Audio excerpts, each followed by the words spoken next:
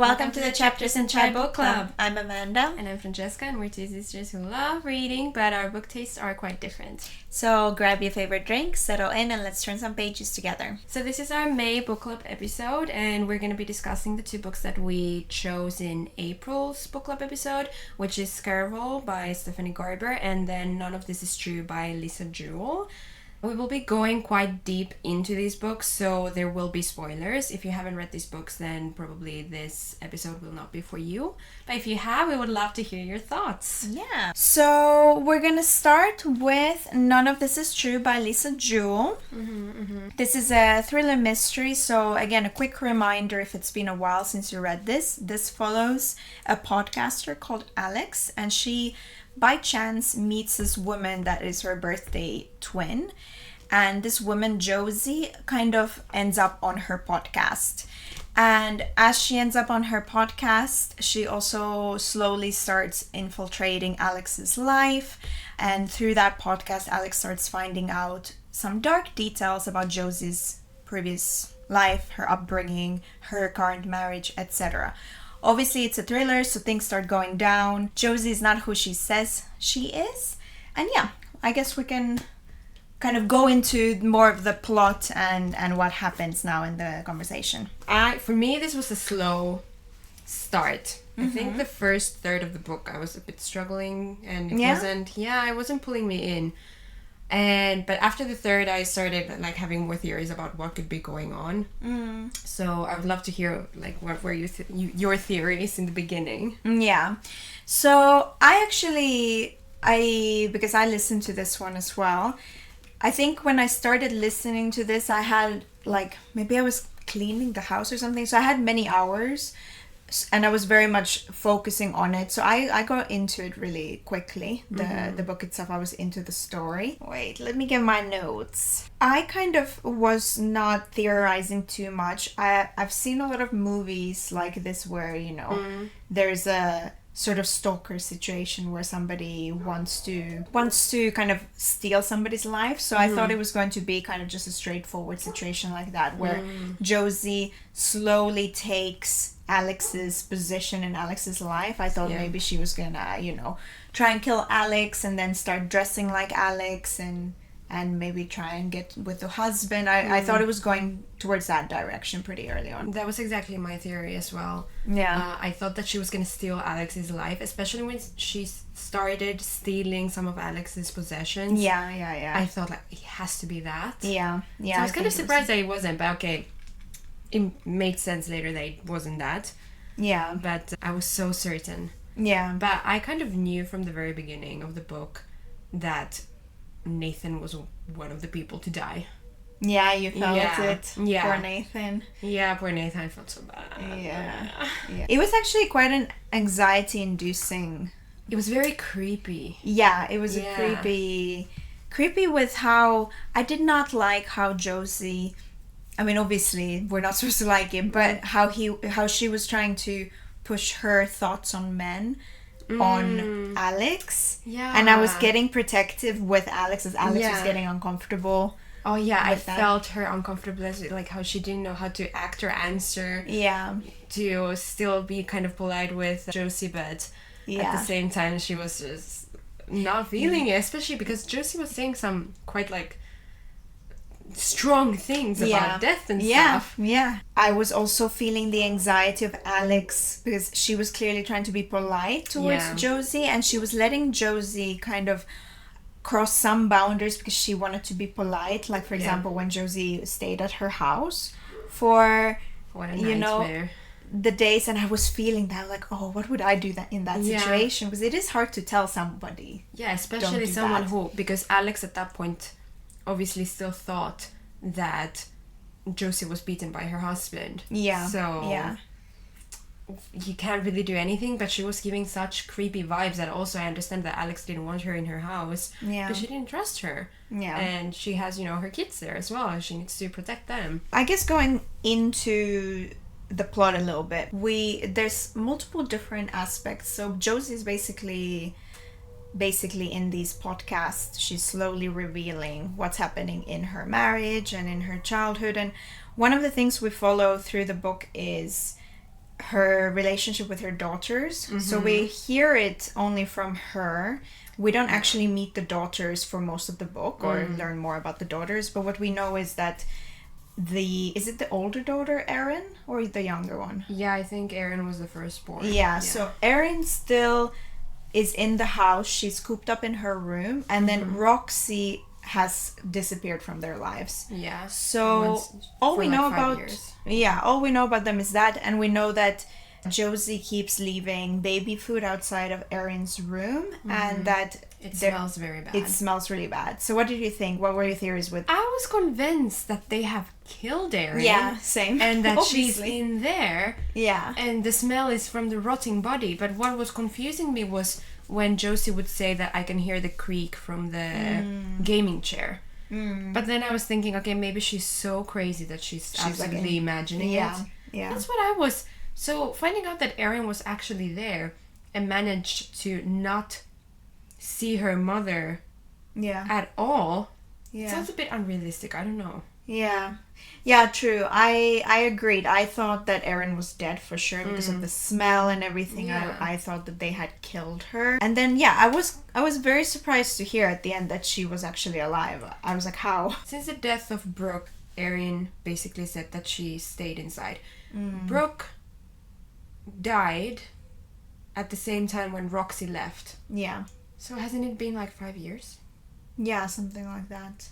So she's been in that room for years. Did she not need any medical care? Did she not need anything? And okay, she was trying to escape the mother, but did the father not do anything about it? I don't know. Yeah, I find it weird that Yeah, it's true. It's a bit questionable. It is, especially given that at the very end of this book we find out that it wasn't even actually probably the mother who killed Brooke. Yeah. So... Yeah, exactly. So why? I didn't get that. Yeah, that's true, because in the end of the book, and we'll go more into that, but it ends up being Roxy. Roxy who killed, Yeah, Roxy that killed Brooke. Yeah, and this connects to another question that I had. So, Josie wanted to tell Alex on the podcast about what happened with their daughters. Yeah. And the father was like, no. So, Walter was like, no, you're crazy, they're gonna call the cops. Yeah.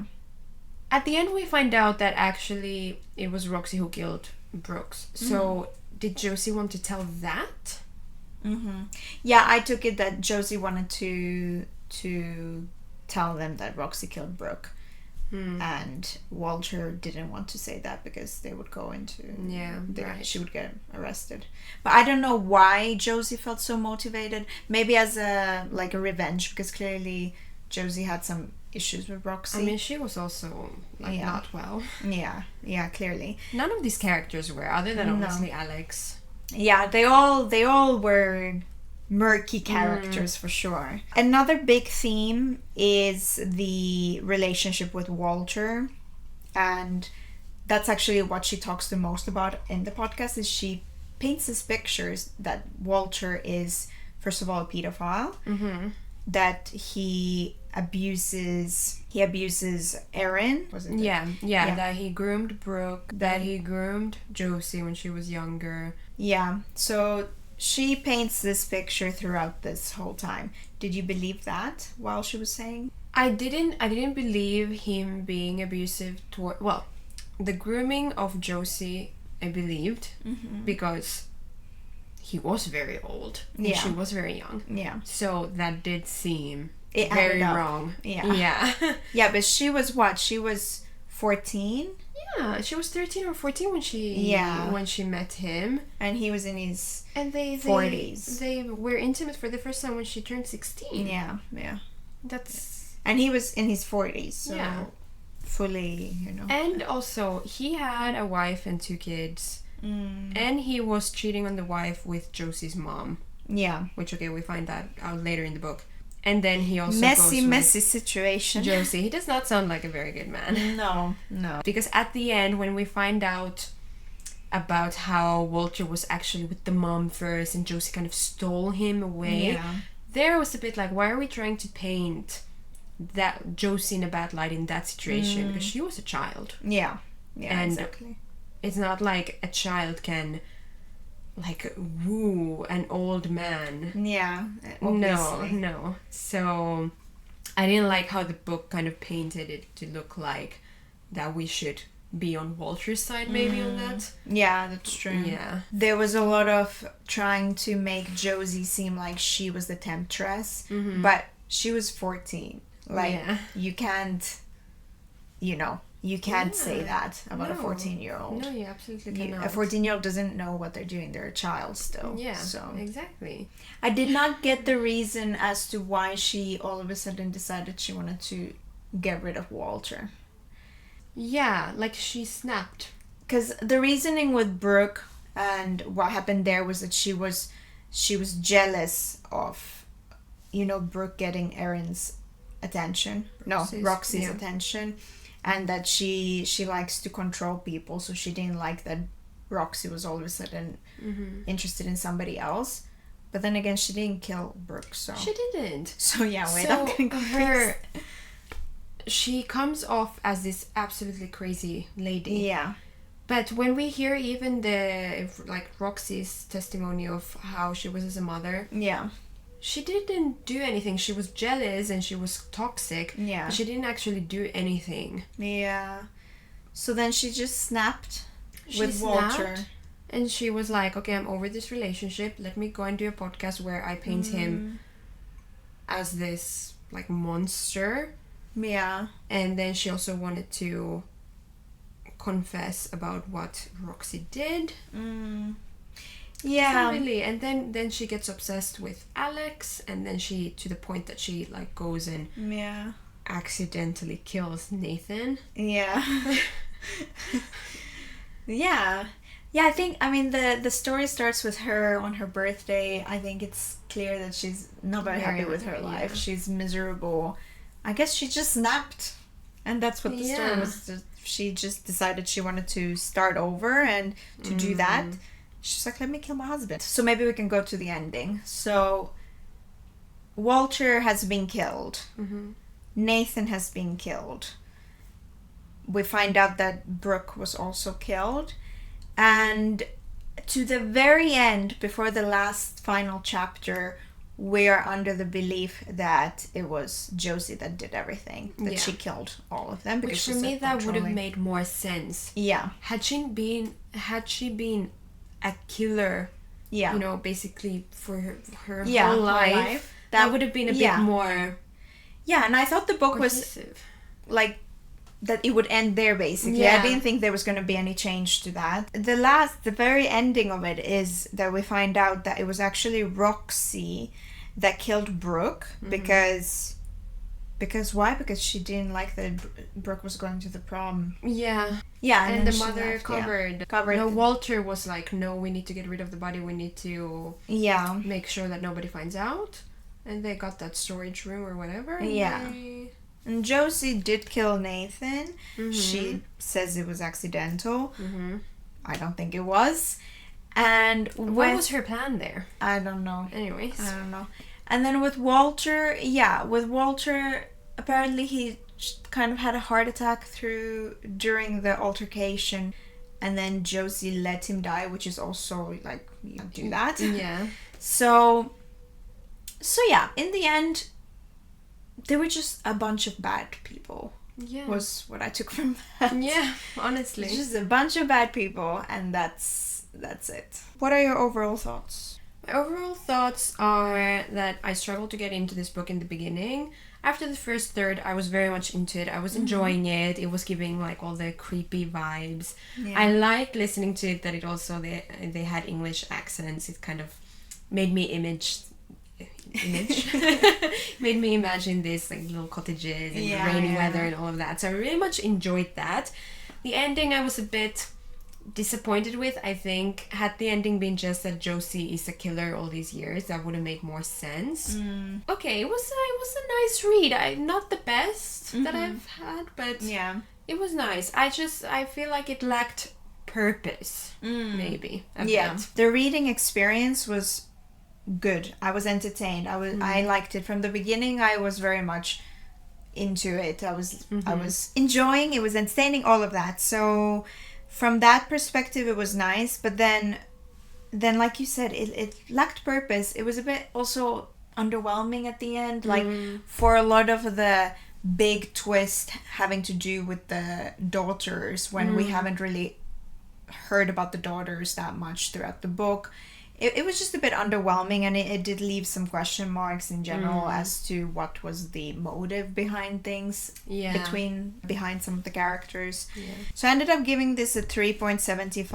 I gave it 3.75. Oh, look at that! Yeah.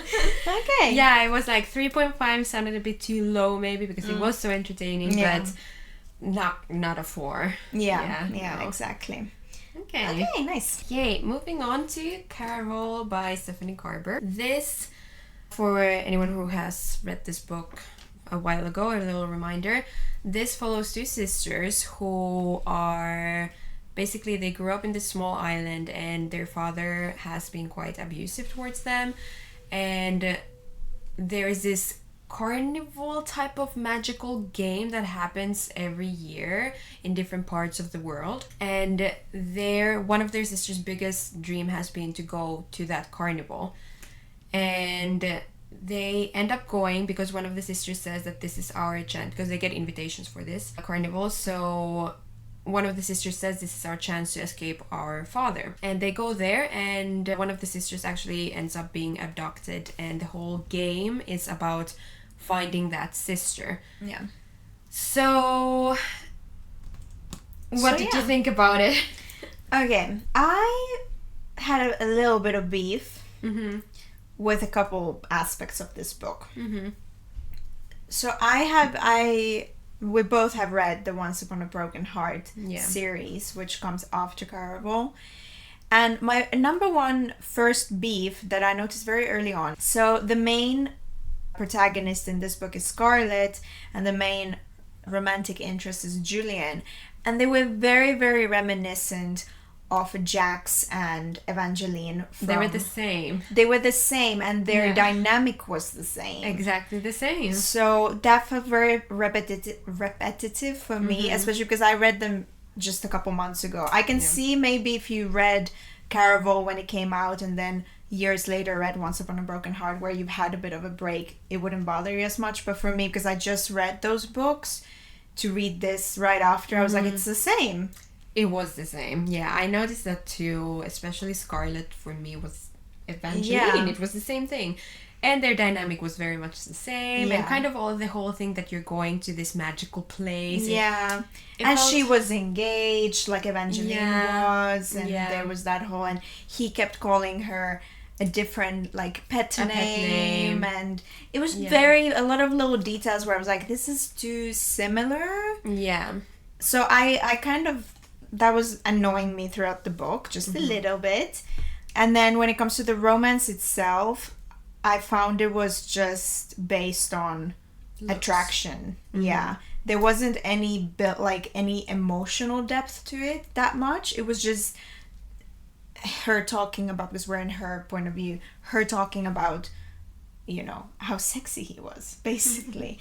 And I was like, so... How does she fall in love? How did you fall in love when that's all you're saying? And at some points, I found it a bit cringy. So I've noted an example. Okay. Because I was like, what? Let's hear it. So there's a point where Julian is being beat up by Scarlett's father. So it's like, scary moment. And it literally saying about Scarlett, she remembered his row of sharply defined brown muscles.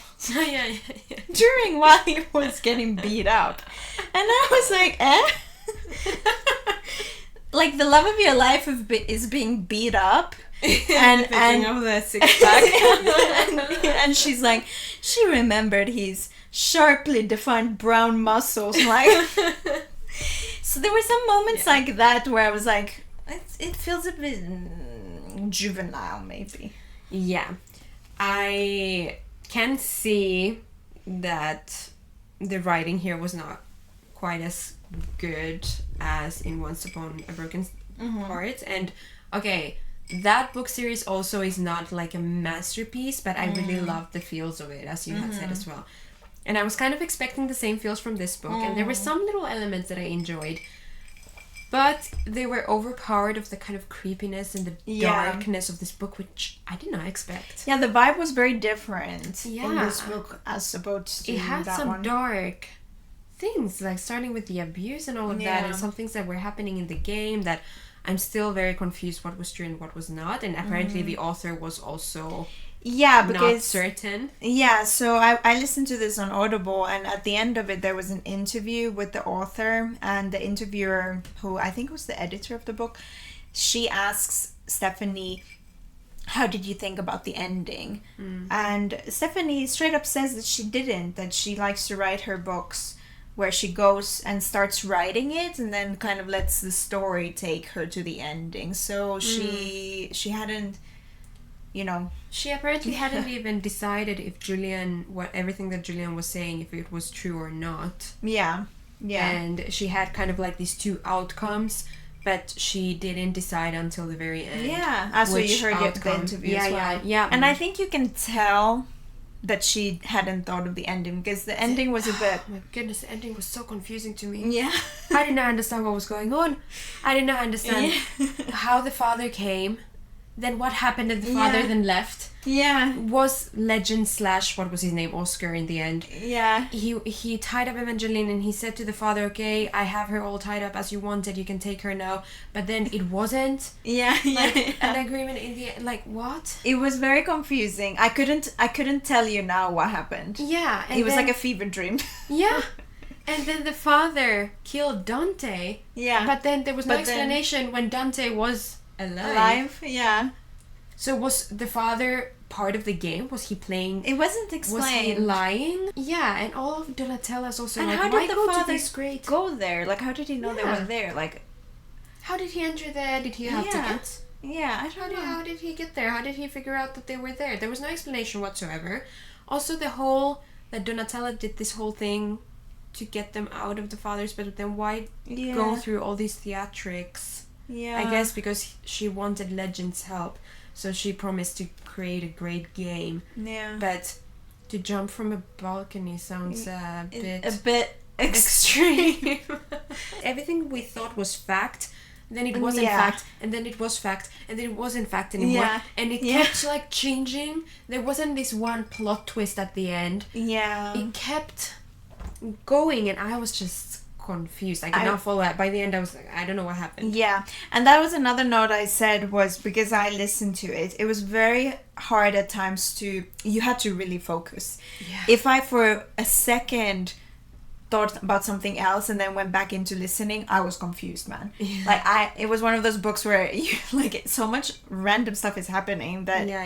you know, you had to be very focused to understand what was, and I didn't understand. I was still confused. Yeah, no, with all the clues and stuff. Like, how did Yeah. she figure out the clues? I didn't understand. I didn't understand. Yeah. I feel like then they wanted, like, very, like, all of a sudden she was in that Those tunnels. the tunnels. Yeah, they were running, but then there was I was sand. confused. Yeah. I- It was I a fever dream. Maybe Yeah. it was supposed to be a fever dream. Yeah. It was so confusing. Yeah, what happened with the book that she gave 2 days of her life Yeah. for? She got the dresses, but did she get the book? Did we then find out, like, what's in the book? Yeah, no, I don't think so. What was the clue there? I was a bit disappointed. I was kind of hoping that Julian was the Count. Because she kept saying also how nice the Count was. And when she meets him in person, she keeps saying that, but he's not the nice person from the letters. Like, this is not adding up. And I was like, it's Julian. Yeah. And it wasn't. No. Julian was just a random That was actor. also random, the Count, and how he came, and then he was kind of all of a sudden mean, but then he was nice again. And then he was mean again. Yeah, like everything was very all of a sudden. Like, all of a sudden this, all of a sudden that. Even with the romance at the end. So then she like at the end of the book, she goes into the ball.